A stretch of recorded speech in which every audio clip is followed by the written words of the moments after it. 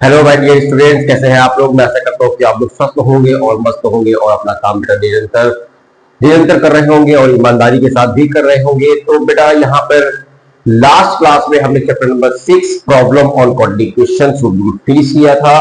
तो आज हम लोग आ चुके हैं अपने नए चैप्टर पर। चैप्टर नंबर है 7 रेशियो एंड प्रोपोर्शंस। बेटा मैं बताऊं कि ये जो चैप्टर है ना बेटा, मेरे हिसाब से ये चैप्टर तो आपको पूरी बुक का सबसे आसान चैप्टर होने वाला है। क्यों? क्योंकि इसमें बस जस्ट कॉन्सेप्ट है, कोई फॉर्मूले वगैरह नहीं लगने हैं इसमें। जस्ट कॉन्सेप्ट के बेस पर क्वेश्चन लग जाएगा। और ये हम लोगों के लिए बेटा कोई नया पार्ट नहीं है, कोई नया चैप्टर नहीं है।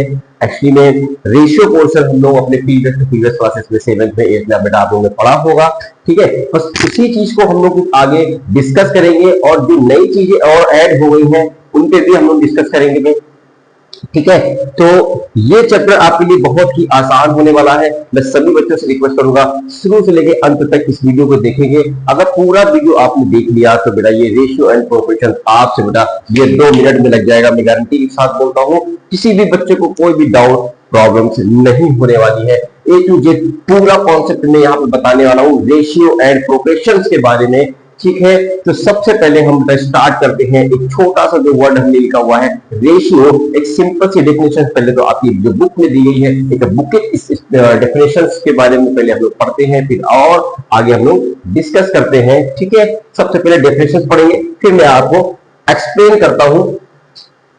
देखिए रेशियो मैंने क्या लिखा हुआ है, रेशियो को मैंने क्या लिखा है, if A and B are two quantities. ठीक है बेटा, देखिए यहां पर हमेशा 2 क्वांटिटीज होगी। अगर 2 क्वांटिटी होगी तभी आप उन दोनों क्वांटिटी को क्या कर पाएंगे, कंपेयर करेंगे और कंपेयर करके ही उनका रेशियो फाइंड कर पाएंगे। लेकिन आप कंपेयर तो कर रहे हो, लेकिन यहाँ पे दो वर्ड्स और मैंने यहाँ पे लिखा हुआ है, उनके भी देखें। आपको 2 क्वांटिटीज तो लेनी है, 2 क्वांटिटीज तो लेनी है, लेकिन बेटा वो सेम काइंड का होना चाहिए। पहली चीज तो बेटा एक ये याद कर लीजिएगा। ठीक है, सेम काइंड का होना चाहिए। अभी मैं एग्जांपल दूंगा कि सेम काइंड का मतलब क्या है, एंड द सेम यूनिट। तो बेटा ये 2 नए वर्ड्स जो यहाँ पे मैंने अंडरलाइन कर रखा है, इनको ध्यान रखिएगा। सेम काइंड का होना चाहिए था, सेम यूनिट का होना चाहिए था, उसी को हम लोग क्या बोलेंगे, उसी को बेटा हम लोग रेशियो कहेंगे। ठीक है, अंडरस्टूड। तो ये तो हमारी डेफिनेशन होगी। इस डेफिनेशन में आपने 2 चीज देखा कि आपको केवल 2 चीजों को देखना है। अगर आप 2 क्वांटिटी को कंपेयर कर रहे हैं तो कंपेयर करते समय आपको केवल 2 चीजों पर फोकस करना है। पहली तो वो सेम काइंड का होना चाहिए और दूसरी चीज सेम यूनिट का होना चाहिए। चलिए मैं बता दूं सेम काइंड का मतलब क्या हुआ और सेम यूनिट का मतलब क्या हुआ। एक मैं एग्जांपल देता हूं दोनों का। सपोज हमारे पास कुछ वेट है, ठीक है, और मास। ठीक है, तो हमने उसको किलोग्राम में लिया है। ठीक है, किलोग्राम में या मैं एक और एग्जांपल देता हूं। सेम काइंड के लिए हाँ 2 क्वांटिटीज में ऐसे ले लेता हूं। सपोज दैट मेरे पास एक लिक्विड फॉर्म में है और एक सॉलिड फॉर्म में है, एक लिक्विड फॉर्म में है, एक सॉलिड फॉर्म में है। तो एक लिक्विड है और दूसरा सॉलिड है। ठीक है, अच्छा ये दोनों ही फॉर्म देखिएगा, दोनों की जो सेम काइंड का नहीं है। दोनों जो मैंने क्वांटिटीज दी है, दोनों क्वांटिटीज बड़ा सेम काइंड की नहीं है। एक लिक्विड से फॉर्म में है, एक क्या है, सॉलिड फॉर्म में है।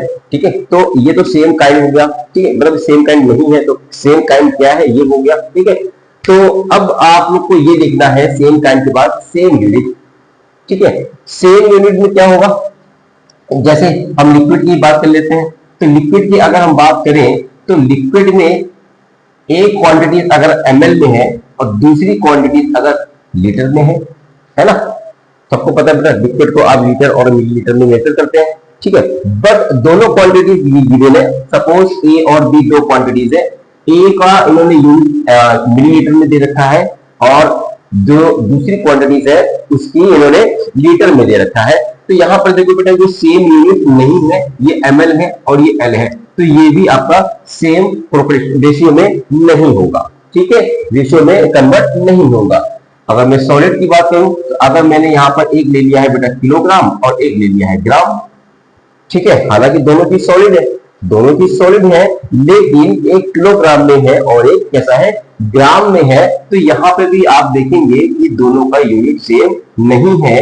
अगर आपने दो क्वांटिटी यहाँ पे भी ए और बी बोल रखा है, तो यहाँ पे भी आप देखेंगे कि ये दोनों सेम यूनिट नहीं है। या तो दोनों को आपको किलोग्राम में लेना होगा या तो दोनों को ग्राम में लेना होगा। इसी तरह यहाँ पे भी या तो दोनों को आपको एमएल में लेना होगा या तो दोनों को लीटर में लेना होगा। ठीक है, तो इन दो बातों का बेसिकली आपको ध्यान देना है क्वेश्चन को सॉल्व करते हुए, दो क्वांटिटीज को कंपेयर करते हुए। कि सबसे पहले तो बेटा देखिएगा सेम काइंड का है कि नहीं। ऐसा नहीं है कि यहाँ पर 1 किलोग्राम में है, 1 ml में भी है, हम दोनों को क्या कर रहे हैं, हम दोनों को कंपेयर कर रहे हैं। ठीक है, दूसरी चीज आपको क्या ध्यान देना है, दूसरी चीज आपको देना है कि यूनिट पर ध्यान देना है कि दोनों की यूनिट भी सेम होनी चाहिए। बाकी बेटा इसमें कुछ भी नहीं है, बाकी इसमें कुछ भी नहीं है, केवल आपको ये दो वर्ड जो मैंने यहाँ पे अंडरलाइन कर रखा है, बस आपने इन्हीं को ध्यान देना है कि वो सेम काइंड का होना चाहिए, सेम यूनिट का होना चाहिए। फिर से मैंने क्या कहा, सेम काइंड का होना चाहिए, सेम यूनिट का होना चाहिए। सेम काइंड का मतलब एक जैसे दोनों हो, एक जैसे दोनों हो, एक सॉलिड है दूसरा सॉलिड है, एक लिक्विड है दूसरा लिक्विड है, तो मतलब दोनों चीज सेम प्रकार की होनी चाहिए। और दूसरी चीज, जो दोनों प्रकार की चीजें आपने लिए हैं दोनों की यूनिट भी सेम होनी चाहिए, तभी आप उसका रेशियो फाइंड कर पाएंगे, बता पाएंगे। ठीक है, आई होप रेशियो आपको समझ में आ गया होगा। अब हम लोग अपने नए वर्ड्स के जानते हैं, प्रोपोर्शन के बारे में जान लेते हैं। देखो बेटा, जब रेशियो होगा तो प्रोपोर्शन भी होगा। ठीक है, विदाउट रेशियो को हम प्रोपोर्शन से इंट्रोड्यूस नहीं करवा सकते, इसलिए रेशियो अगर आपको फाइंड हो जाता है या रेशियो आपको पता होता है तभी आप प्रोपोर्शन के बारे में बात करते हैं। मैंने यहाँ पे क्या लिखा है, मैंने इक्वालिटी के बारे में बात कही है, इक्वालिटी ऑफ टू रेशियोज। जैसा कि मैंने आपसे बताया कि अगर रेशियो होगा तो प्रोपोर्शन होगा। क्यों? क्योंकि बेटा यहाँ पर हम लोग क्या करते हैं, रेशियो को ही क्या करते हैं, इक्वलिटी करते हैं। सपोज आपने दो रेशियो फाइंड कर लिए, अगर दोनों रेशियो की वैल्यू सेम आ जाती है, ठीक है, तो आप कहते हैं इज सेम प्रोपोर्शंस। ठीक है, मैंने यही डेफिनेशन यहाँ पे लिखा हुआ है कि an equality of two ratio is called the proportions. अगर आप दो रेशियो को कंपेयर कर रहे हैं, दो रेशियो को कंपेयर कर रहे हैं और दोनों का रेशियो अगर सेम आ जाए, जैसे मैंने एग्जांपल दिया, इसका भी मैं एग्जांपल देता हूं। जैसे मैंने कहा 1/2 और मैंने यहाँ पे कर दिया 2/4। ठीक है, ये दोनों बेटा देखो इक्वल है, इसको अगर आप डिवाइड कर देंगे तो 2 1 2 और 2 2 4 आ जाएगा। इसी तरह आप चाहे तो एक क्वालिटी और ले सकते हैं। यहाँ पे अगर आप 3 करना चाहें तो यहाँ पे आप 6 करेंगे, तो यहाँ से भी 3 1 3 3 2 6 आ जाएगा। तो 1/2 1/2 1/2, तो दो तीनों जो मैंने जो यहाँ पर रेशियो ले रखा है 1/2 2/4 एंड 3/4 सॉरी 3/6, तो यहाँ पे जो तीनों जो रेशियो ले रखा है वो कैसे है, सेम प्रोपोर्शंस में है। सेम प्रोपोर्शंस में क्यों है, क्योंकि तीनों इक्वल है, तीनों का रेशियो कैसा है, इक्वल है। तो यही आपको करना है। अगर आपके पास कई क्वांटिटीज गिवन है ए बी सी डी करके, let's give me some more example about that. Suppose we have given some quantities A B C D. ठीक है, अगर ये चार, हमने चार के एग्जांपल ले लिया, तो suppose we have the four quantities A B C D, then how will we check this four quantities are in proportions और नॉट। तो कैसे चेक कर लेना है, तो सबसे पहले बेटा आपको इन दोनों को क्या कर लेना है, रेशियो ले लेना है। फिर इन दोनों का रेशियो ले लेना है। अगर इन दोनों का रेशियो सेम आ जाएगा तब आप कहेंगे these are four quantities are proportions, these are four quantities are proportions. इसका मतलब दिए गए चार हमारे जो क्वांटिटीज हैं वो प्रोपोर्शंस में है। आई होप दोनों का मतलब समझ में आ गया होगा। इतना कुछ लंबी चीज नहीं है समझने वाला, इतना कुछ खास भी नहीं है, केवल आपको कुछ चीजों पर ध्यान देना है। अगर इन पर ध्यान दे दिया तो क्वेश्चंस में कोई भी प्रॉब्लम नहीं होगी। चैप्टर शुरू होने से पहले मैंने बताया था बेटा, ये पूरी बुक का सबसे आसान चैप्टर आपके लिए होने वाला है। बिल्कुल गारंटी के साथ कहता हूं, हर एक बच्चा एक भी सम्स नहीं छोड़ेगा। आपके बोर्ड एग्जाम में बेटा एक सम्स बेटा लॉन्ग में बेटा पूछा जाएगा इसमें से। ठीक है, तो बेसिकली आप इन पे अगर कमांड होगा, इन पे आपका सही से सॉल्विंग करने का तरीका पता होगा, तभी आप इसको सॉल्व कर पाएंगे। ठीक है, तो ratio and proportion, ratio and proportion दोनों वर्ड्स का मतलब आई होप आपने समझ लिया होगा। अब कुछ आगे की बात हम और कर लेते हैं। जब हम रेशियो और प्रोपोर्शन को जान चुके हैं तो बेटा इसमें कुछ टर्म्स हैं, जो रेशियो एंड प्रोपोर्शन के बेस्ड पर हैं, उनको भी यहाँ पर हम डिस्कस करेंगे। तो सबसे पहले वर्ड्स मैंने यहाँ पर लिखा हुआ है continued proportions. The continued proportions क्या होता है, जैसे कि मैंने यहाँ पर आपको एग्जांपल दिया है प्रोपोर्शंस का, इसको हम कॉन्टिन्यू प्रोपोर्शंस कह सकते हैं। सपोज कर लेना बेटा, मैं एक एग्जांपल बता देता हूं आपको।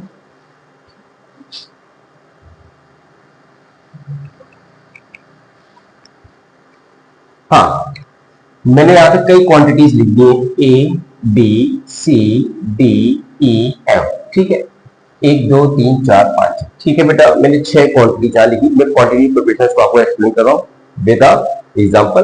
तो मैंने ये इतनी क्वांटिटी यहाँ पे दे रखा है, तो जितनी भी क्वांटिटी दे रहे हैं बेटा आप क्या कर लो ना, सबका आप क्या कर लो, सबका आप रेशियो ले लो।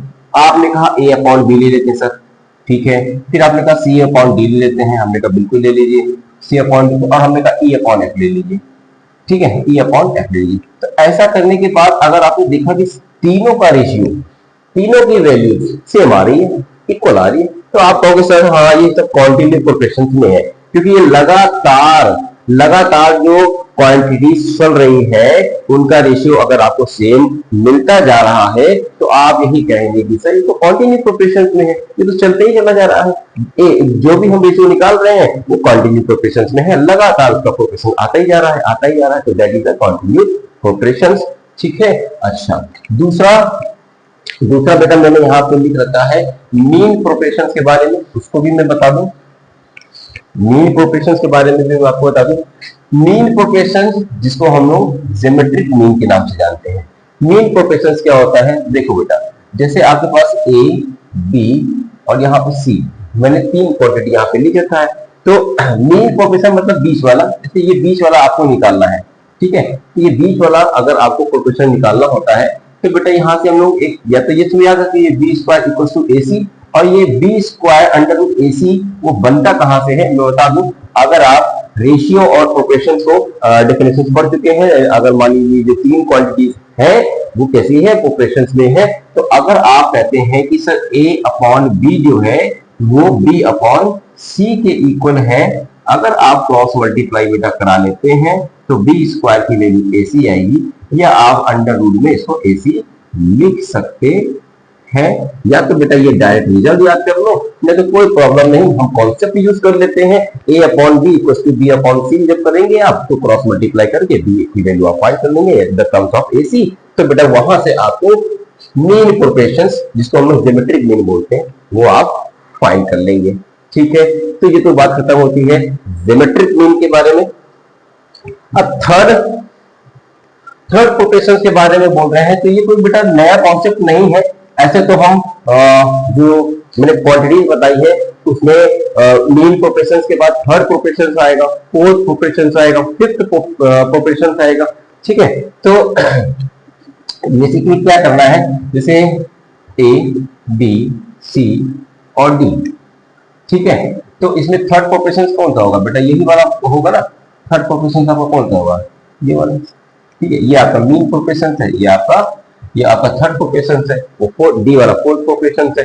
तो इस टाइप से आपको क्वेश्चन से पूछा जाएगा, अच्छा प्रोपोर्शंस है आपको डिवाइड करके ही निकालना पड़ेगा, ठीक है। तो ये जो है ये आपका third proportions, fourth proportions, fifth proportions, तो इस टाइप से आपको अगर क्वेश्चंस में पूछा जाता है कि कुछ क्वांटिटीज आपको गिवन होगी और उसमें आपसे पूछ लेंगे कि बेटा थर्ड प्रोपोर्शन फाइंड करना है, फोर्थ प्रोपोर्शन फाइंड करना है, तो उस प्रोपोर्शन को हम लोग सपोज कर लेते हैं कि let be the third proportion be x and fourth proportion be x. तो इस टाइप से जो हम प्रोपोर्शन को बेटा सपोज करेंगे, लेट करेंगे, वहां पर उस प्रोपोर्शन को फाइंड कर लेंगे। फिलहाल वो सारी चीजें हम लोग क्वेश्चन में डिस्कस करेंगे, तो फिलहाल अभी क्वेश्चन के बारे में नहीं पढ़ते हैं, अभी तो केवल हमको कॉन्सेप्ट पे ध्यान देना है, ठीक है। तो मैंने यहां तक बता दिया थर्ड प्रोपोर्शन के बारे में, फोर्थ प्रोपोर्शन के बारे में।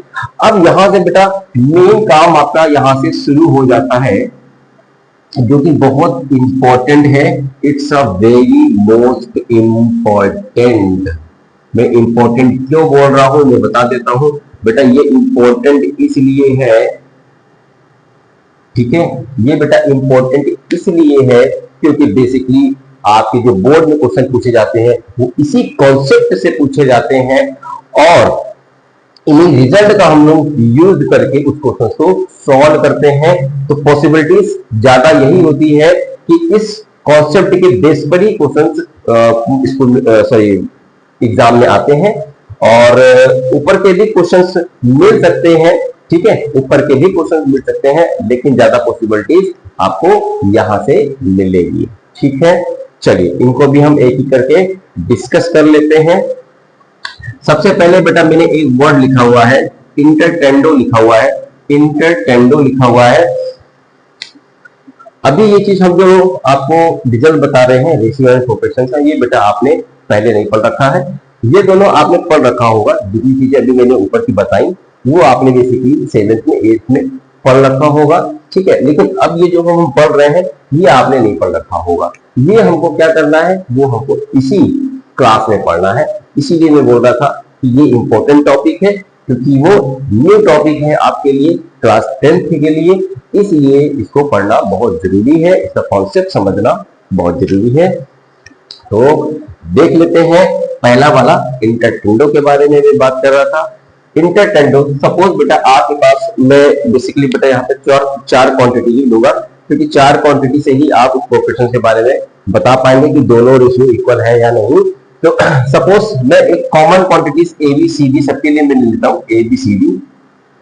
सपोज आपके पास ए बी सी डी 4 आपके पास क्वांटिटीज है, ठीक है।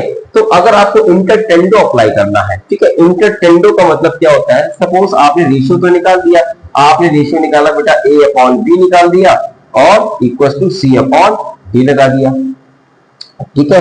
अब ऊपर की दोनों चीज मैंने बताई, मैंने अप्लाई कर दिया, A upon B equal to C upon D if A B C D are in proportion, ठीक है। अगर ए बी सी डी अगर आपके प्रोपोर्शन में है तो हम लोग क्या कह सकते हैं कि A upon B equal to C upon D कह सकते हैं। अभी मैंने कुछ नहीं किया, अभी मैंने इंटरटेंडो के बारे में नहीं बताया। तो जब इंटरटेंडो जब अप्लाई करोगे तो बेटा तो आपको क्या करना है, इसको उल्टा कर देना है, उल्टा कर देना है, आपको इनवर्स कर देना है। जैसे ये ए लिखा हुआ है तो ए के अपॉन में यहाँ पे बेटा आपको क्या कर देना है, सी कर देना है और ये बी को बेटा ऊपर कर दीजिएगा और डी को नीचे कर दीजिएगा, ठीक है। तो A upon B equal to C upon D if we have to apply the alternendo then we can write A upon C equal to B upon D, ठीक है।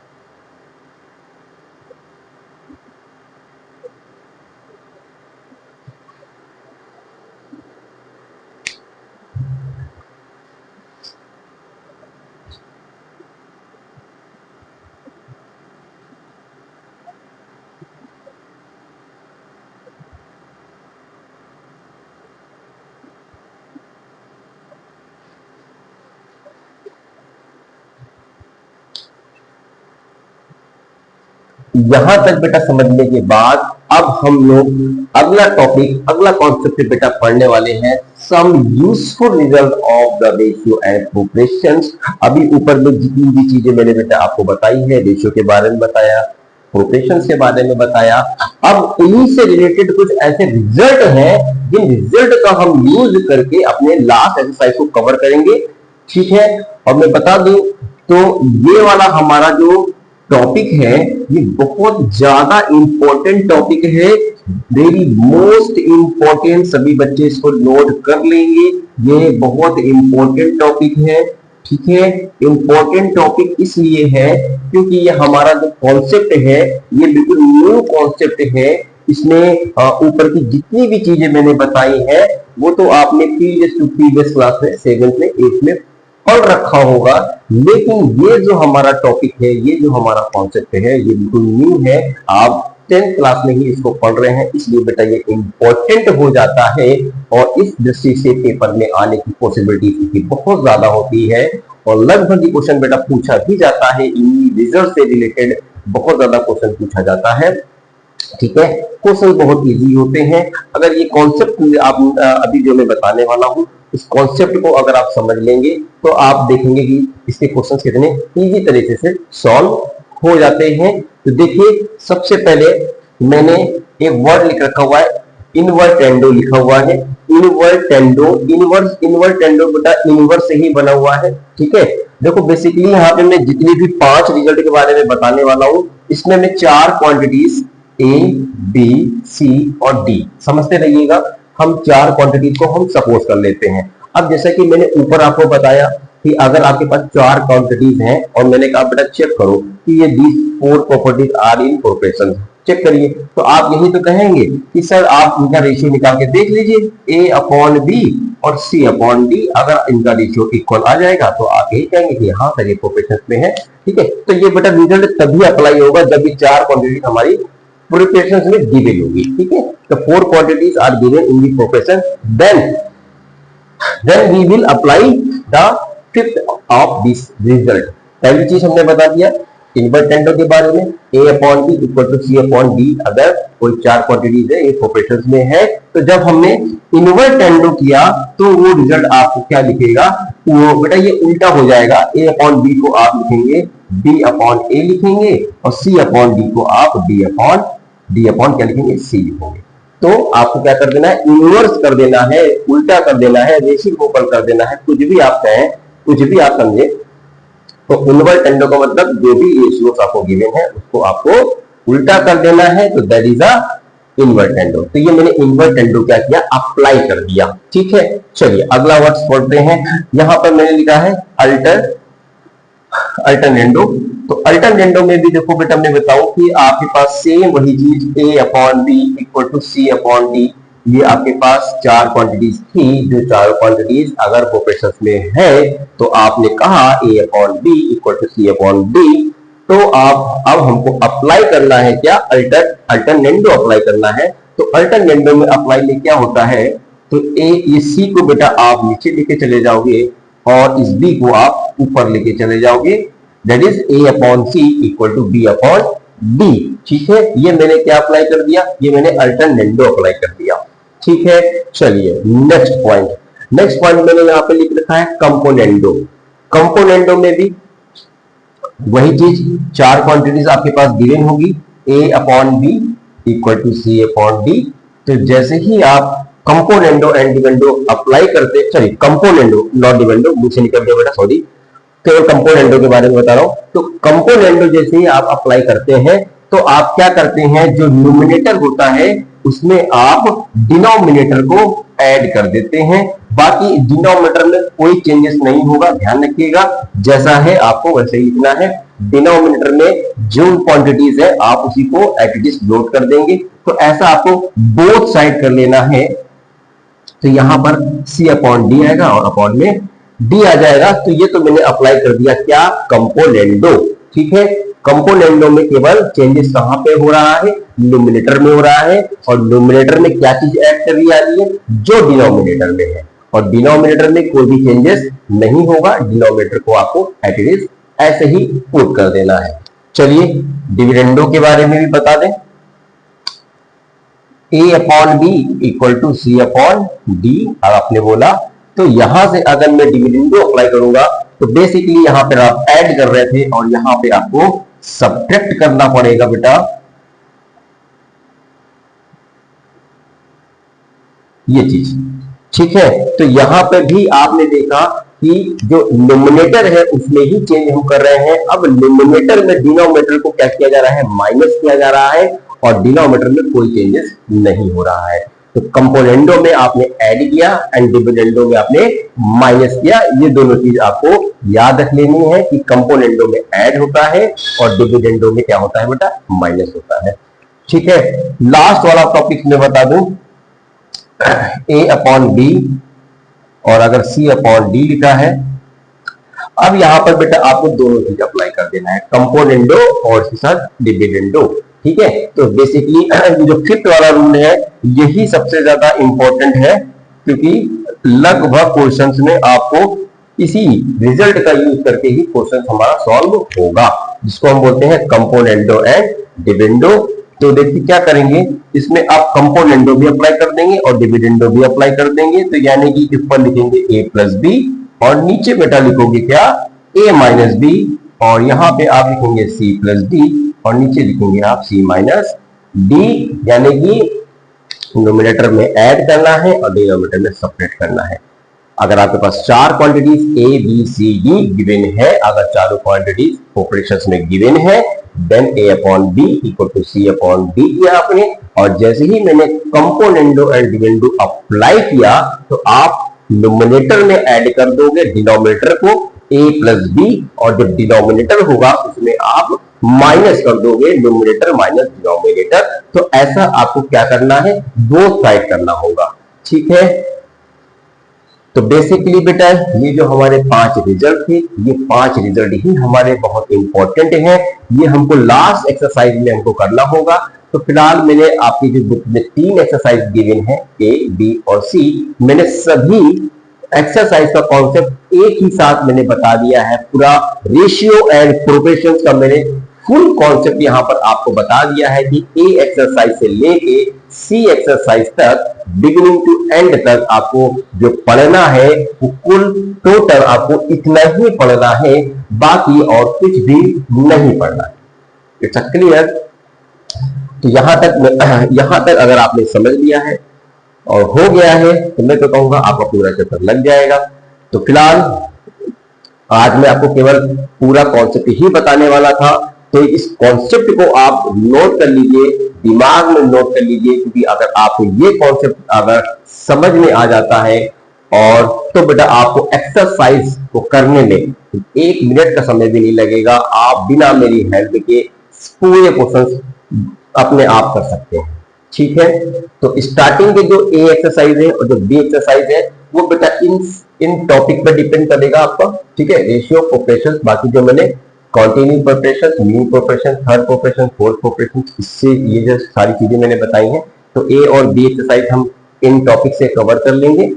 बाकी जो लास्ट एक्सरसाइज हमारी है वो हम इनका जो रिजल्ट है हम इन रिजल्ट से यूज करके अपनी लास्ट वाली एक्सरसाइज कवर कर लेंगे। तो फिलहाल आज के लिए बेटा इतना ही। इसको घर पे बैठ के एक बार इसको कॉन्सेप्ट को फिर से समझिए, समझकर और तब क्वेश्चन को बेटा हम लोग कल से स्टार्ट करेंगे। तब तक के लिए इसको नोट करिए और खुश रहिए। तब तक के लिए आपको